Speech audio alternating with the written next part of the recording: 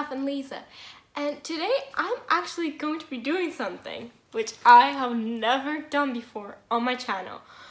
I'm going to be going through my favorite books which I've read in 2017. I have 6 books over here, but I'm only going to be talking about 5 of these in detail because one of them I'm sure most of you guys have read. It was really hard to pick my favorite because you guys probably don't know this from my channel, but I love reading. I read a lot. I don't have the chance to read all the time every single day because school, homework, family, YouTube, and other hobbies and dogs. I'm not one of the people who reads every single day, even though on holidays I read like crazy. I'm just going to start.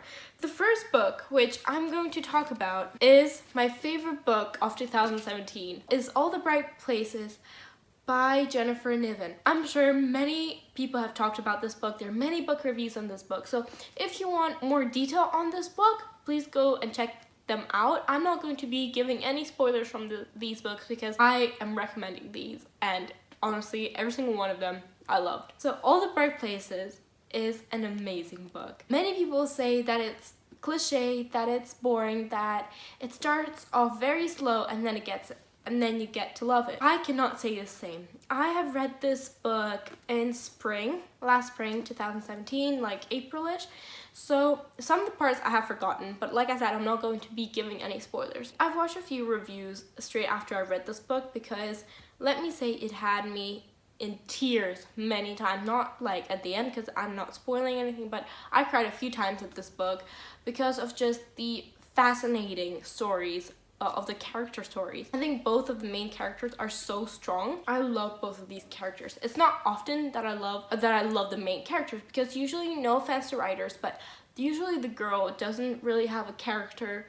She is quite the typical main girl character for these type of books is she's smart, she's pretty, she's shy, she's socially awkward. And that's pretty much the main characters of many of these books, which sometimes I understand because I'm socially awkward. I actually want to say that is my favorite of all time because this book I've cried like 3 times. I can remember myself crying. I've read this at the beach. I was crying at the beach. I didn't care that people were watching me. I was laughing out loud at this book, even though it has a serious topic. I'll go into the characters like in a second. Even though it has serious topics and you do cry, it's also very light. You laugh, well, I laugh because of how much I connected to the characters and what they were thinking. And I don't laugh out loud very often. Even in YouTube videos, I don't really laugh out loud that often. But here I actually laughed. One of the best parts about this book are the characters, the 2 main characters. Because both of them are so interesting, so strongly built. But I would agree with most of the people who talked about this book that there are 2 main characters, Violet and Finch. Finch is the boy and Violet is the girl. Many people say that they enjoyed Finch's character more, and to be honest, I would have to agree with that. I'll disagree that the book is a slow start because from like the first chapter, I was hooked. I want to read more. I want to find out about these characters because it deals with issues like suicide, depression, and dealing with trying to find a way to pick yourself up after a tragedy. It's a very serious topic, but Finch is a very interesting character because he is struggling. He's searching for reasons to live, and even though he's supposed to be a depressing character, you might think, but he's always finding ways and reasons to live and new places and new things to look forward to. But also his character I found very interesting because so basically he has his personality which stays from him the whole time, but he likes to pretend another version of himself, let's say it like that. So one day he'll dress a certain way and act a certain way, the next day he'll act differently, but there's still a part of him that's always with him, is his kindness, his quirkiness in a way. And I found that amazing how the author combined those 2 because you think that he changed every single day, but then you could still see his personality shining through every single one. So this book, I highly recommend it. It's an amazing read. It is about love, it is about romance, and it's about trying to find reasons to live even though something terrible has happened in your life. The next book, which I'm actually not going to spend a lot of time talking about, is Girl Online by Zoe Sugg. Now there is so many articles online, there are so many videos made about this book that I'm not even going to bother talking about this for long. It is obviously by my favorite YouTuber, Zoe sucked, and it has so many articles saying that she didn't write it, blah blah blah blah blah. My opinion is that she wrote it. I really enjoyed this book. Some people think that's cliche, it's boring, but honestly, me to you, I love this book. At the beginning when I picked it up, I didn't think that it would be amazing, and I was scared that it wouldn't be good because I love Zoe. But honestly, not being biased, I really enjoyed this book. I don't think I need to talk more about it. It's just a book that made me very, very like gooey and happy at the end of it. I'm going to talk about The Clockwork Angel by Cassandra Clare. So before, I was into fantasy fiction, but I kind of got disappointed in it, and I couldn't really find anything new, like where a whole world was created, you know? First, a series came out, as most of you guys might know, Shadowhunters. But I watched, seriously, the first 2 seasons in a week. I loved it so much. I don't remember how I came across it, but it was amazing. That is my second favorite series ever made. One of my best friends said that she has actually read all the books, and we would fangirl over the series, and then she said, Lisa, you have to read the actual books. I went to the bookstore, and I thought I was buying Shadowhunters City of Bones, the very first one by Cassandra Clare. But I got this instead, and it was The Clockwork Angel. And I was certain that this was the Shadowhunters, which happens like in the modern world. But this is actually another series.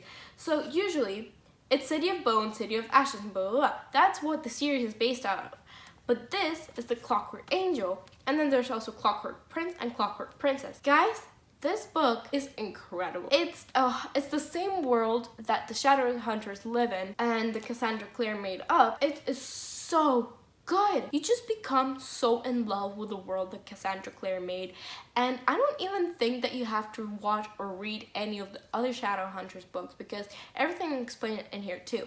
So basically, this series is a little different from the other one because this takes place in Victorian London. I love reading books that take place in the medieval ages or Victorian London, and when I picked this up, I fell in love with it straight away. At the beginning, it's quite dark. Well, actually all of the books are dark, but at the beginning it's quite dark, so I was a little unsure about it, but then as I read it, I fell in love with every single character. Basically, the Shadowhunter world is a world where there are people that are called Shadowhunters, and they battle demons, downworlders as well, which include fairies, werewolves, vampires, and demons. They all live together. Shadowhunters' job is to protect the world from demons and other downworlders, but also to protect Shadowhunters. So basically, there are institutes of Shadowhunters all across the world, and they basically look out for mundanes, which translated are people. And the main character in this is Tessa. And basically, it's a journey of the main girl, Tessa, of the main protagonist, Tessa. And she comes from New York to London to come and live with her brother Nate, who has left New York a long time ago to make money to work in London. And when she comes to London, I'm not going to spoil anything because even the beginning has many twists and turns, so I'm not going to spoil anything.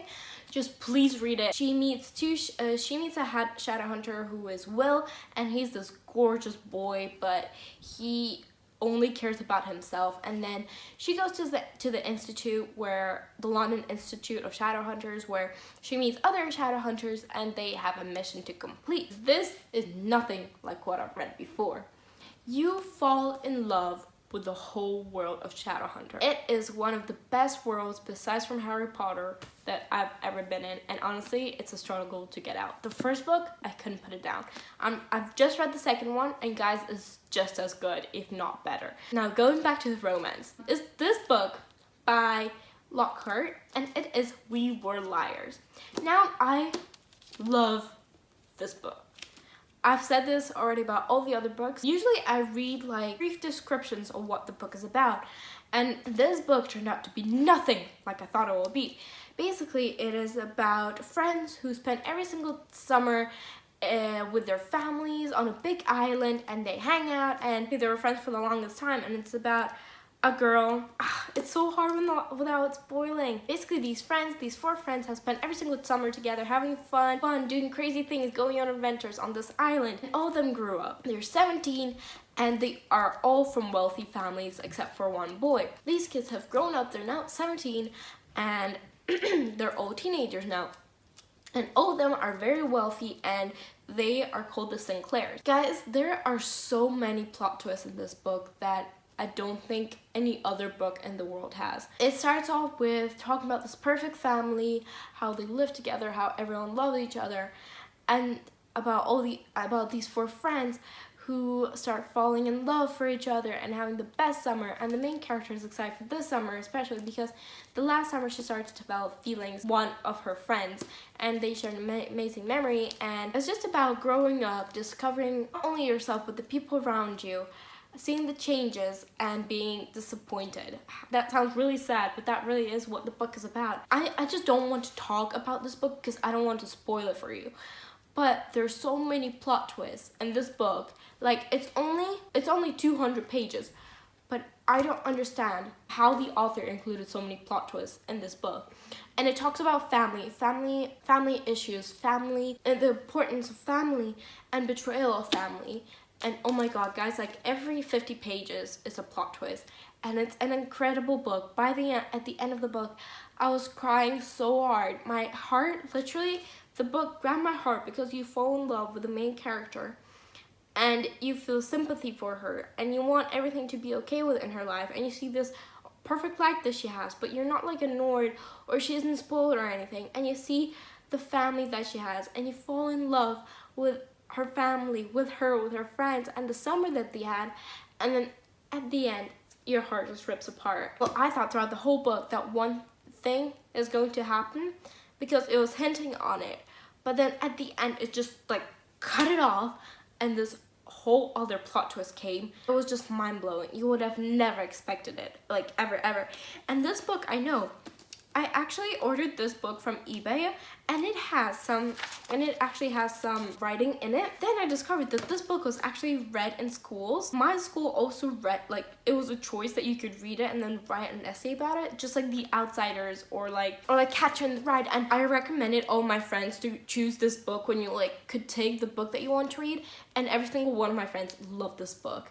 So guys, please read it. It's very, very captivating and interesting, and it's just brilliant. It's kind of like a detective story as well, because the reader's the detective, because you're trying to put puzzles and pieces together of what happened. Now, my two last books are both by Nicola. It is Everything Everything and The Sun Is Also a Star. I'm sure most of you know about Everything Everything because, wow, it's an amazing book. And it has also been put into a movie, which, guys, I haven't actually been disappointed by the movie. Usually I'm disappointed by movies, but guys, that movie, oh my god, I've waited for it to come out for so long. I've read this book, and then like a week later I found the trailer to the movie. I haven't waited for a movie as long as I've waited for this one. Everything didn't break my heart, but put my heart together. I think honestly this is one of the best romance stories that there is, because it's not too much, if you understand what I mean. It's just very cute. It's exactly what you need. It's heartwarming and just gives you faith in relationships and friendships and just love in general. And it doesn't only focus on romance between a girl and a boy, but also focuses on family values. And guys, I've read this book in 2 days. 2 days. Usually I take a little bit longer than that, but this book, I couldn't put it down. I read this book during the exam season last year in summer. And I don't know how I still got good grades for my exam, because I did not put this down. Instead of studying for history, I read this. Whoops! So the main character is Maddie, and Maddie is allergic to the world. Literally. She can't go out, she stays in her house the whole time, she's homeschooled, but she loves architecture. No one can come into her house. She has a nurse who looks after her, her mom is a doctor, and basically she just can't go outside. And her world changes after they get neighbors and a boy comes to live next door to her. And obviously they start developing feelings because it's a romance book. It's just so sweet and loving. It portrays love in such a cute and satisfying way. I fell in love with Maddie because she is a bit feisty at times. She has her passion, which is architecture, and she's not allowed to go out, so she can't actually meet this boy that she's starting to like, and he's the only friend that she ever had except for her nurse. So him not giving up on her and still wanting to talk to her, it's just so heartwarming, because usually you would think like, oh, he'll just give up, you know, but he doesn't give up. they start talking and developing feelings for each other, and he even comes and visits her, and it's just amazing, guys. Please read this if you want a good love story. Now, the last but not least is The Sun Is Also a Star. It is by the same author, and I could not tell which book I liked more. I think that they're so different because both are love stories, but they're so different and unique from each other. This one I read on my summer holiday, and once again, I couldn't put it down. It is so interesting, and it's about a girl, she believes in science and facts. She doesn't believe in destiny, she doesn't believe that things happen for a reason. She just believes in those mathematical facts. And this girl is from Jamaica, and her family fear of having to move back to Jamaica, but she lives in New York, she loves the city, she would do anything to stay here. And then there's Daniel. He's an amazing student, and he has to live up to his parents' high expectations. And he's also not a dreamer, he also believes in facts and science. But then, when one day he sees her, I'm not quite sure, I think it's a bookshop, he sees Natasha coming out of a bookstore, and he knows that he has to talk to her because she's beautiful, she has headphones on, she's just listening to music, and he knows that he has to talk to her, and it's just a love story about meeting on the street and then struggle of not being able to be together and the fears that they might be separated and family struggles that Daniel's parents might not have proven of Natasha because she's from Jamaica, which I think in modern world is just ridiculous. Like, except for acceptance of people because they're from different country or because they have a different religion. Right now it seems ridiculous because I think the world is so much more open, but we still have to remember that there are people like that who care about this, and there are still religions and people who still care about those things, and I think we have to be respectful and remember that. A good thing about this book is that it broke my heart and then it put it back together. I was about to cry, and then a few pages in, I was really happy again. So thank you, Nicola Yu, for 2 of these incredible books which made you so gooey and happy and just made you fall in love with books. So thank you so much, and I'm definitely going to be looking forward to more books from her. I think she might be my favorite author besides from Cassandra Clare and Jennifer Niven because these are amazing.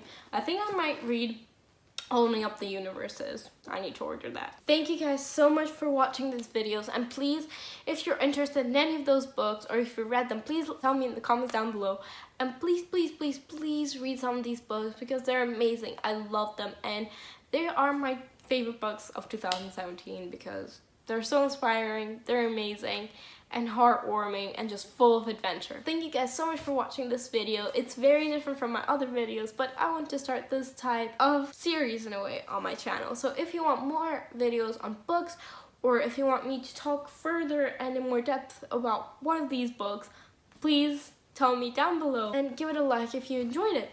So thank you guys so much, and hope that you accept this part of me who is a bookworm. Thank you guys so much. Mwah.